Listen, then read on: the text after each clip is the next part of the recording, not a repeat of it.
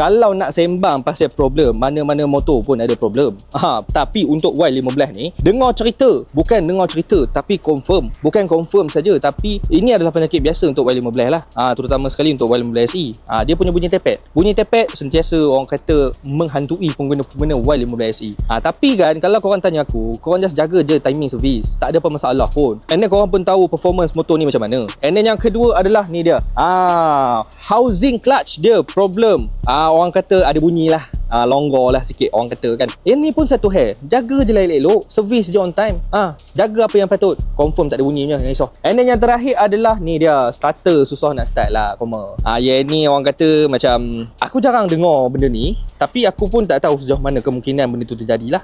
Tapi kalau korang tanya aku tengok orang-orang dekat luar sana yang bawa Y15 SE okey je, tak ada masalah. So korang yang menggunakan Y15 SE dekat luar sana, cuba komen sikit apa yang aku cakap ni betul ke tidak.